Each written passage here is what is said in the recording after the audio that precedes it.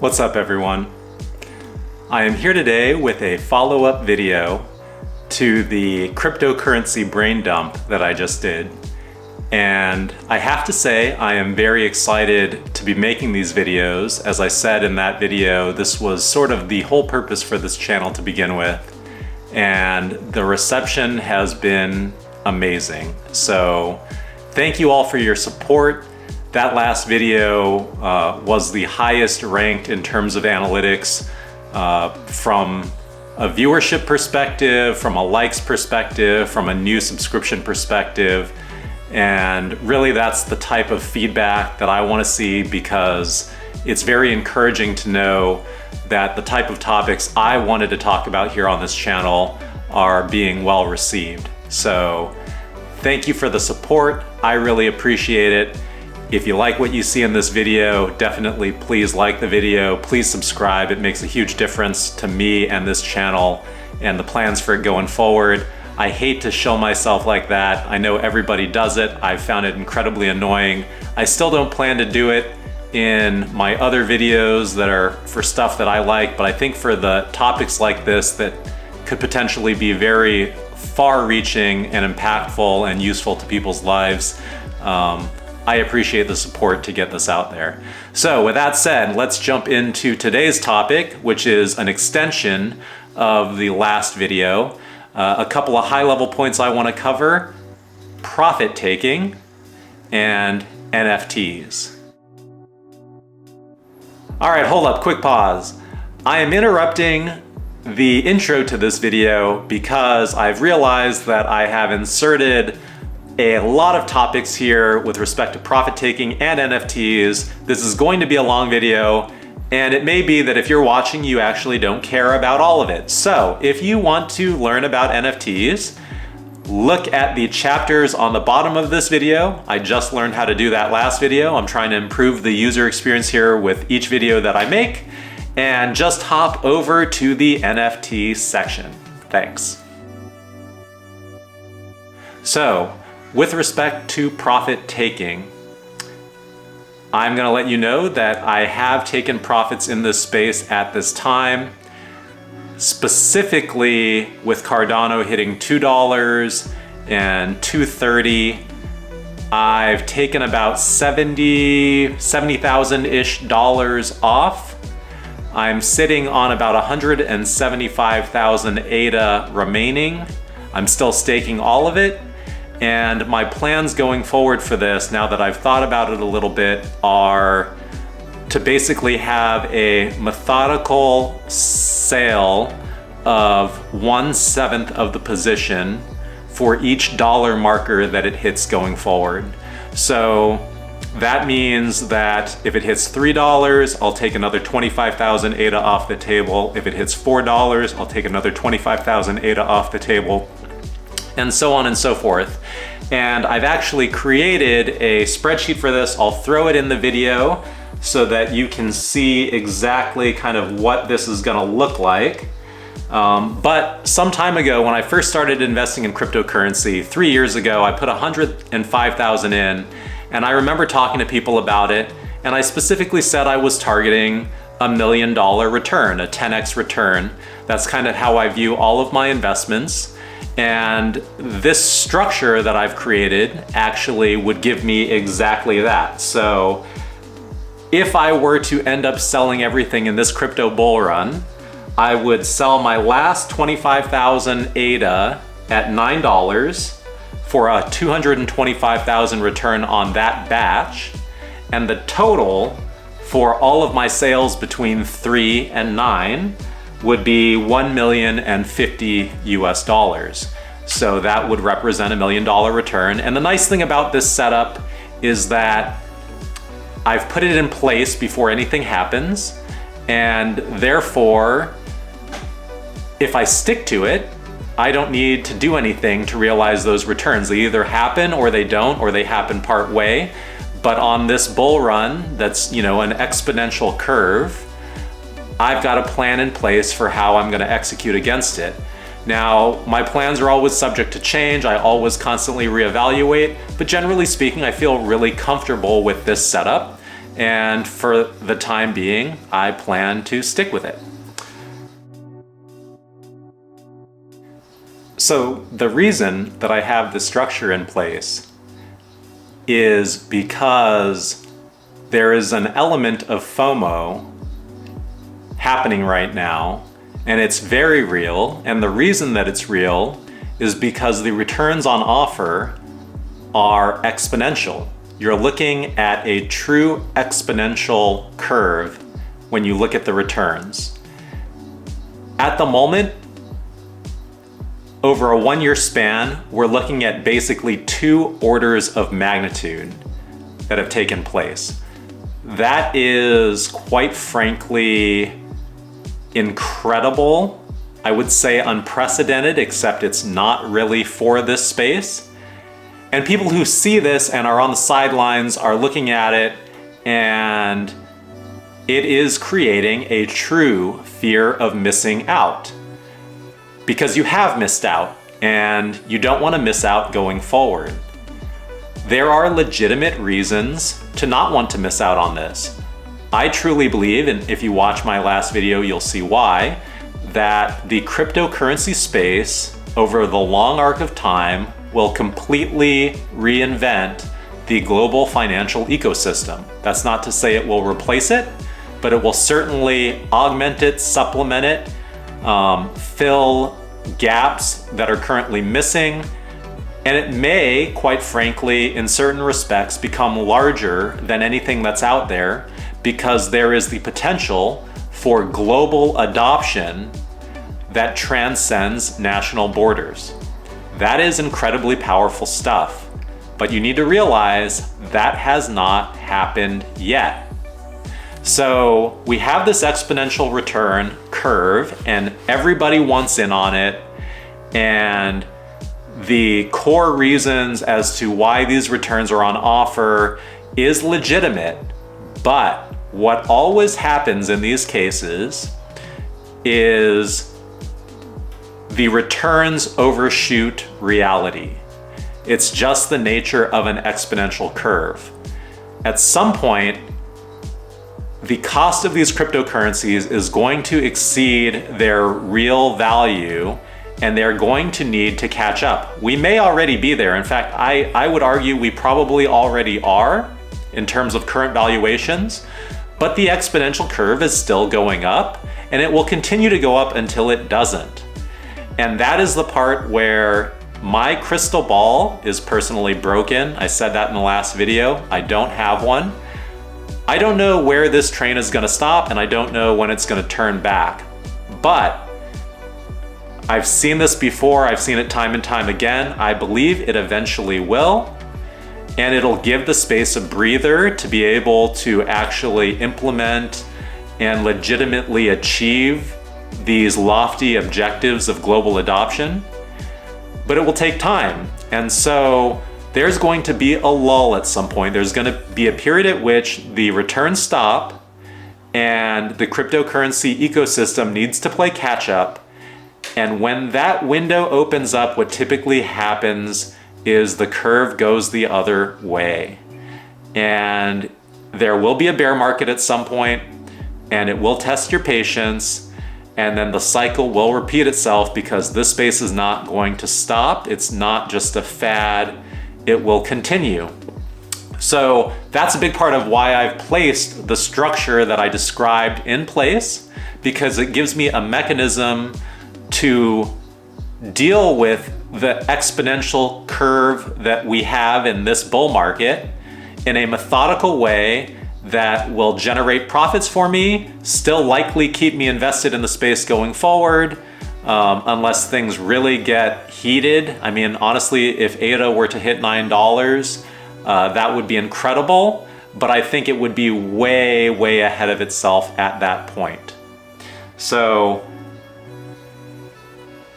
like I said before, if you're thinking about getting into this space, definitely proceed with caution here.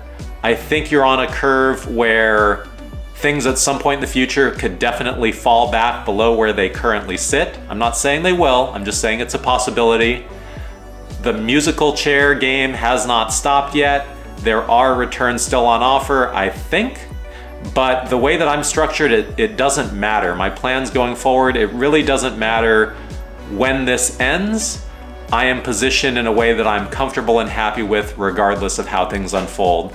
And that's how I try to approach all of my investments with a long-term outlook. Now, to close on this topic of profit taking, there were some words that I wrote to some friends in a financial group that we've got. And since these are my words, I think they cover the topic well. I'm just going to read them word for word, close out this topic. Normally I would just freehand this, but I think, for things that I put the time into, I probably did a better job with what I would read than what I would just freehand here. So here we go. 3-ish years ago, my friend got me going down the rabbit hole of cryptocurrency. In the end, I had moved about $105,000 into the space. I watched it drop to a low in March 2020 of $7,800. Today, I sold approximately 10% of my initial holdings for $49,000. Overall, to date, I've recouped approximately 85% of my seed money for a 25% reduction in my overall position. That means the remaining $360,000 I have in cryptocurrency has a cost basis of $16,000. And I don't think I'm done selling yet. I'm typically a buy and hold forever through thick and thin type of guy, but the last crypto bear market proved to be as bearish as this crypto bull market is bullish. That is to say, extreme. The best time to exit on an exponential curve is, wait for it, anywhere, before the curve implodes. I'm usually great at finding deals but terrible at taking profit because I'm always looking further out. But I don't regret this move one bit. If you have profits in the space, I wouldn't be shy about taking them during this window. The next one may be 3 to 4 years off.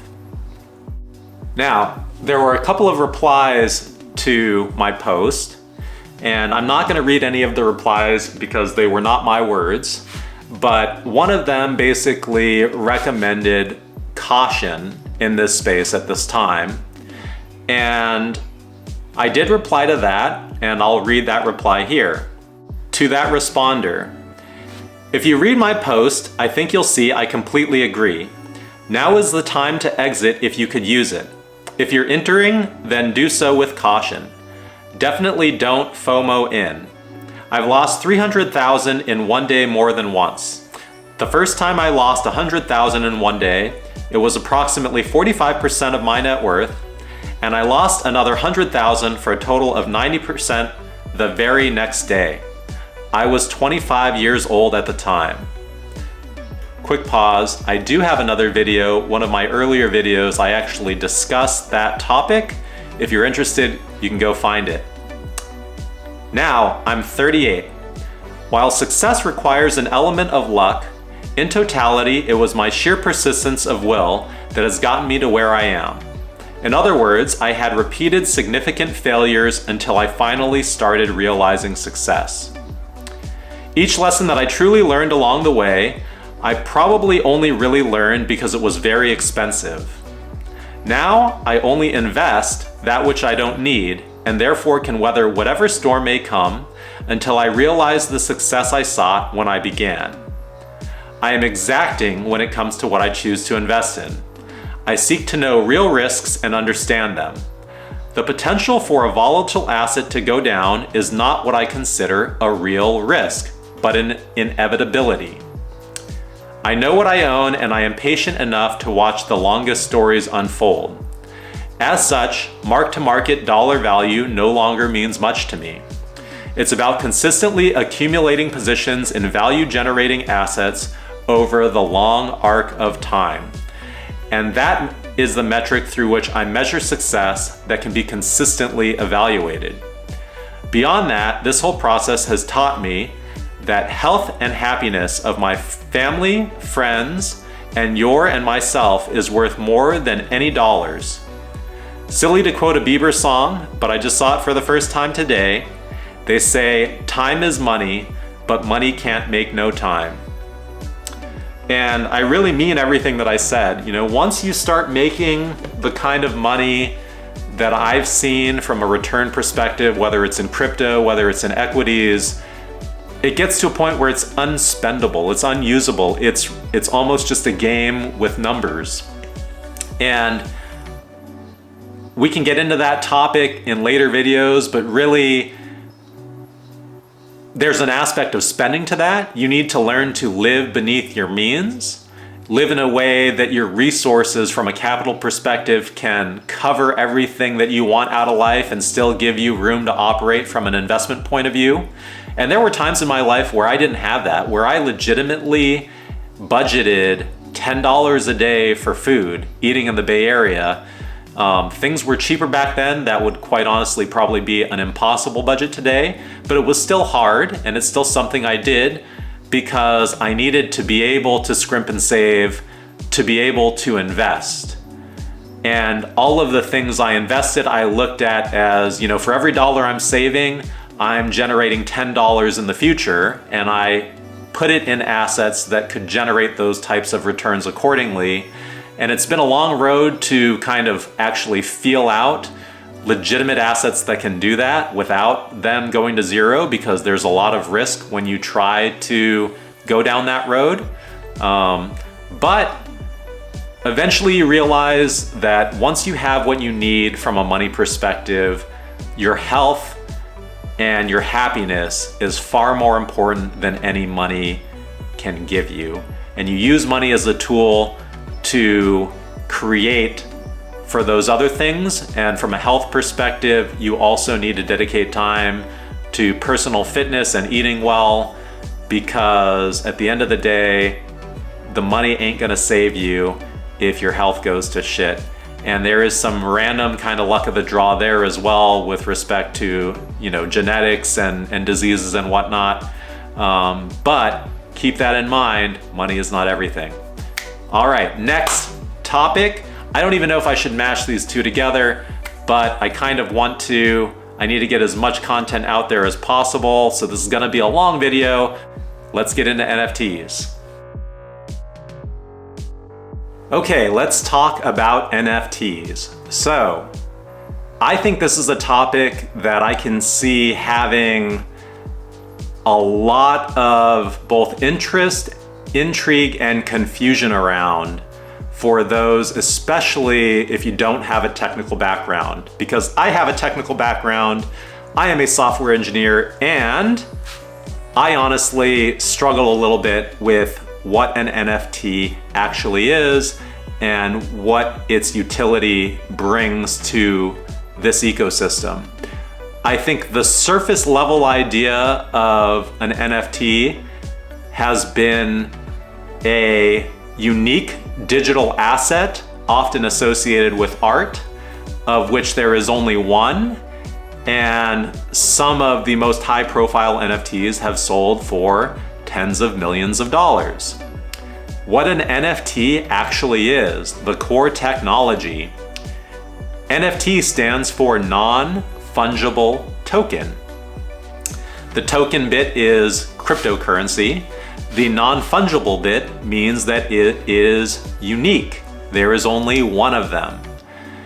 So unlike the concept of a digital dollar that you might find in your bank account, whether it's, you know, Bank of America, Wells Fargo, and you can transmit that dollar from one institution to another, and a dollar is a dollar on either side.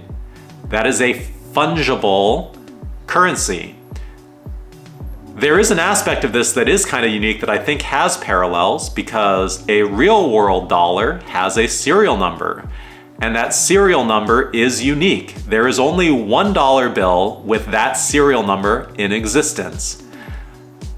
In that instance, you could say that that dollar bill with that serial number is non-fungible because there is only one of them in existence. I think that's a really good analogy here, because it will help you kind of understand the underlying technology of how this works and what it kind of means to this space going forward.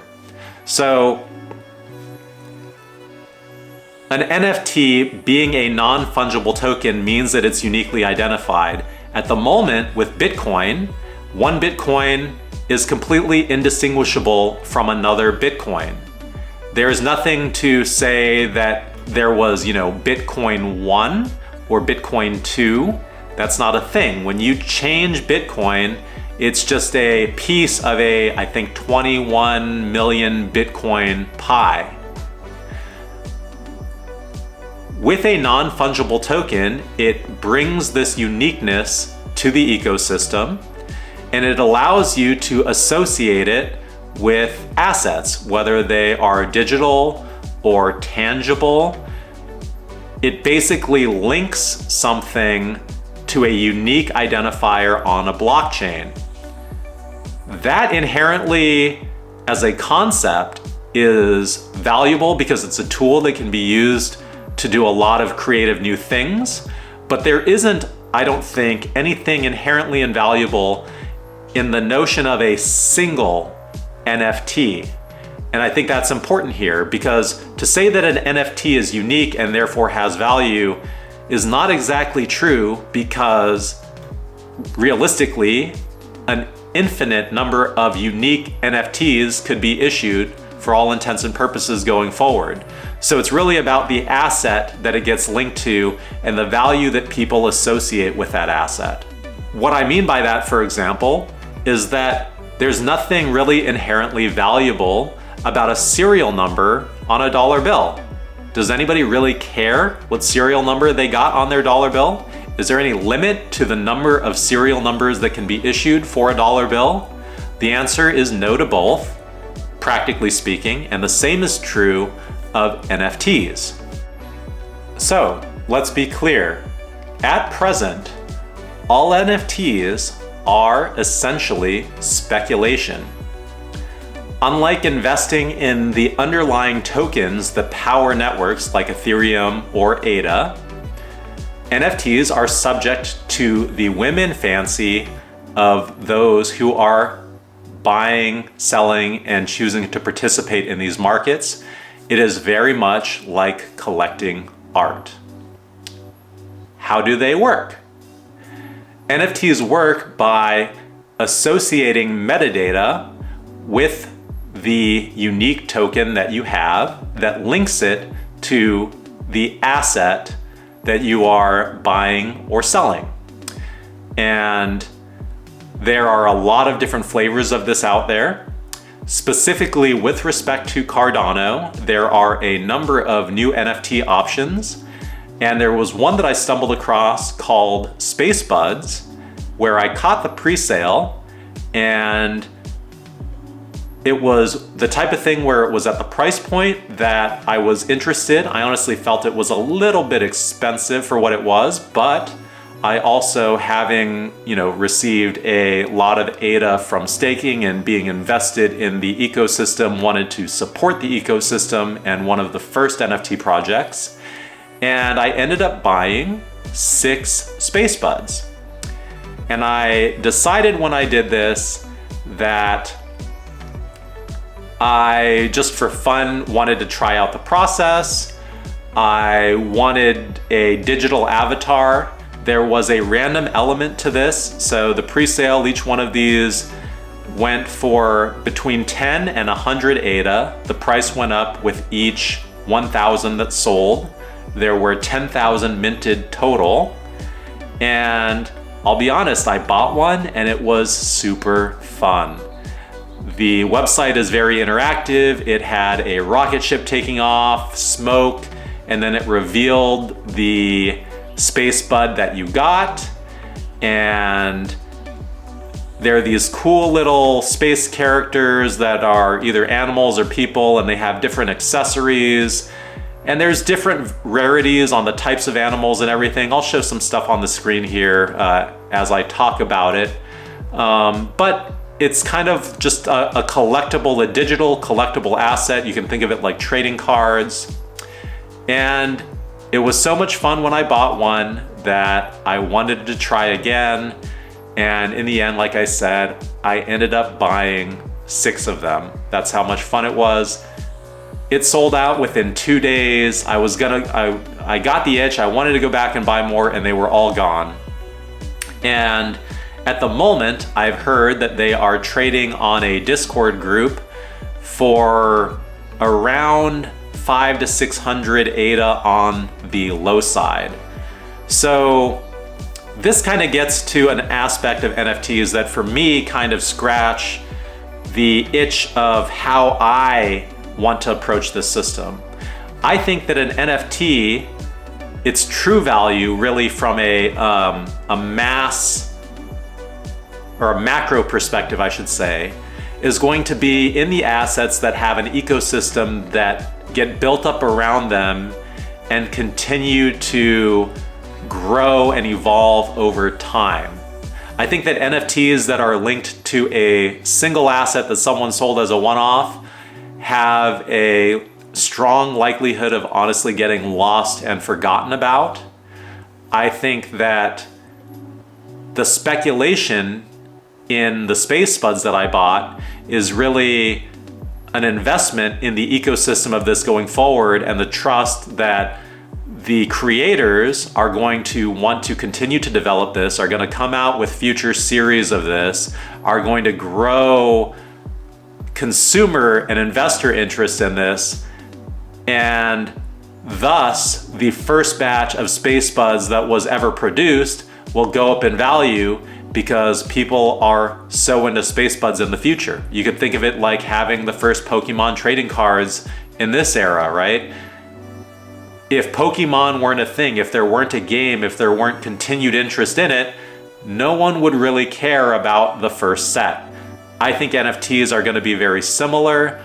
I choose to support the ecosystem and hope that by buying something cute and fun, that in the future, as long as it continues to develop, people will value it. But like I said, it is pure 100% speculation at this point. And that is also why I didn't throw an arm and a leg into it. There are crypto kitties, cyberpunks that are going for tens of thousands of dollars. That is too rich for my blood. I spent about 600 ADA total, or maybe it was 500 ADA total. It was about 600 US dollars at the time. If you translate it now, it's over 1,000 US dollars. But that was kind of at a price point where it was low enough for me to scratch this itch. And I'm super excited about the ones I got and to watch them going forward, and probably try to pick up some other ones with some other characteristics. Now, why do people care? This is an interesting one. This question I struggled with myself, because to me, the notion of selling a digital asset was silly. Like, if I want to buy a picture, I could be the owner of that picture, but I have no rights to resell it other than the NFT token itself. I can't go and print this and make t-shirts out of it. NFTs do not give you right in a legal sense. So there's no rights associated with it. It almost begs the question, what's the point? I mean, if anybody can see the asset, if anybody can share the asset, but you own it, what is the point? Circle back. That is the point. The point is that anyone in the world can go to the ledger and see that you are the owner of this digital asset. It's in many ways nothing more than CLOUT. And this is kind of funny because when I went to the Space Budz website and I clicked around, and I'll show this, I was kind of surprised and a little disturbed, but that's what a public blockchain ledger can do. When I look at a Space Bud or my Space Bud and I click on it, I can see my wallet. I can see how much ADA I have in it, and I can see all of the Space Buds that I purchased. And I honestly don't care to show this off. That's kind of not the point, but for some high profile collectors who might buy Jack Dorsey's first tweet, or want people to know that they are an art collector and anybody can see it, this is it. you see right here, I've got 175,000 ADA and 6 space buds. And that is me. Whatever, I don't know. This space will continue to evolve. I think there are going to be aspects to this that people haven't even thought of yet. Right now, every NFT being sold is pretty much 1-for-1.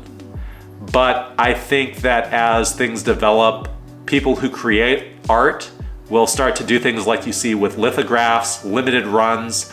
The scarcity will be artificially created, but there will be examples where there will be 100 copies of an art piece that somebody creates and 100 NFTs associated with that same piece of art, effectively making any one of those 100 individual NFTs interchangeable, but capping the overall limit at 100. I think that's coming. I think that's something that hasn't been done yet, but I really believe that is going to be on the horizon with this.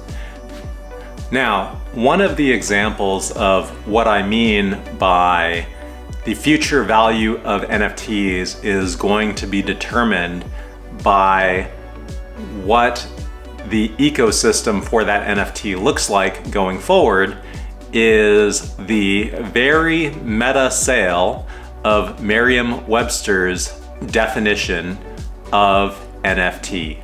If you go to the Merriam-Webster website, the dictionary website, and look up NFT, they actually had an auction for the definition of NFT. And it was done for charity. It sold for 15 Ether, approximately 50,000 US dollars. And there is only supposed to be one of them, but the future value of this is really going to be determined by whether or not this is the only word for which a definition is ever sold, or if Merriam-Webster chooses to mint an NFT, they theoretically could mint an NFT for any word in the dictionary. They theoretically could mint multiple NFTs for the same word. So that's kind of what I meant earlier. The technology enables new options with respect to what you can do, but it's upon the owners and the creators and the actors to act in a way that generates value or maintains value or grows value.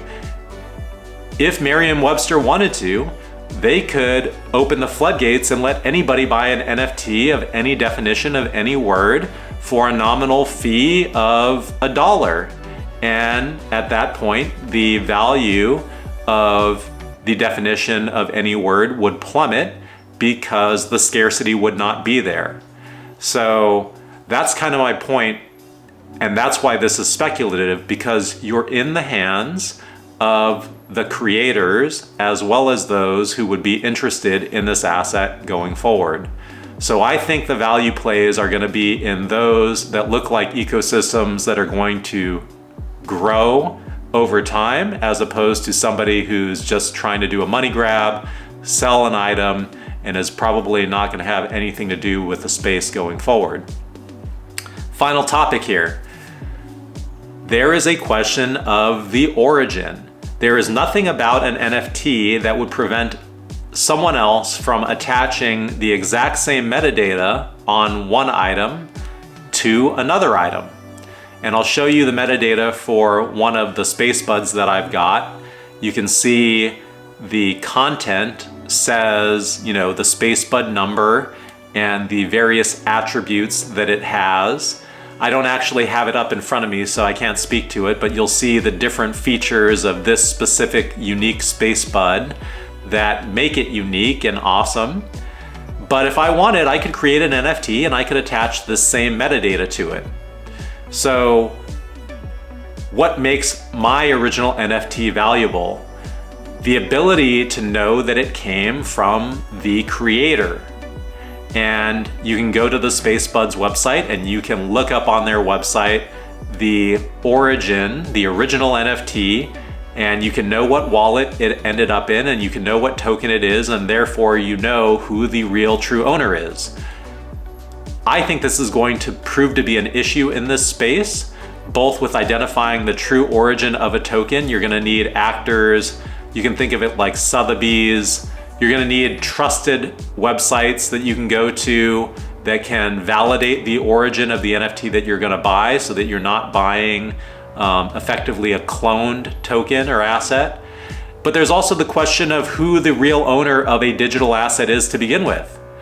What gives someone the right to sell a GIF or a meme, right? Well, the reason that Jack Dorsey's first tweet is so valuable is because you know the origin, you know it came from him, but there's nothing to prohibit someone else from trying to sell that same thing. It's upon the market and the buyers to decide what is valuable and what isn't.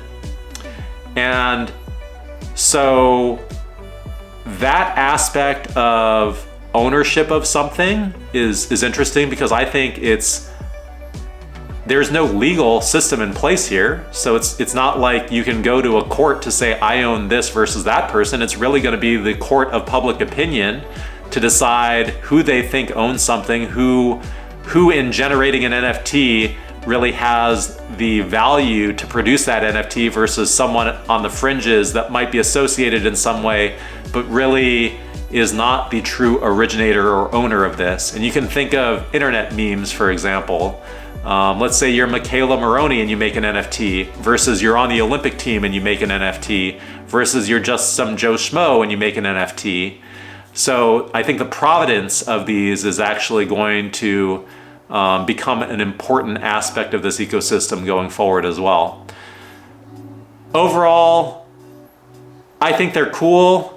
I think if you find a project that you like, doesn't hurt to throw some money at it. I would rather be in on the ground floor of something such as the pre-sale to Space Budz, or even buying them resale now, I don't think is too bad. I don't think I would jump into the fray on things that are tens of thousands of dollars at the moment. Having said that, I do believe CryptoKitties is gonna be around forever, a very long time.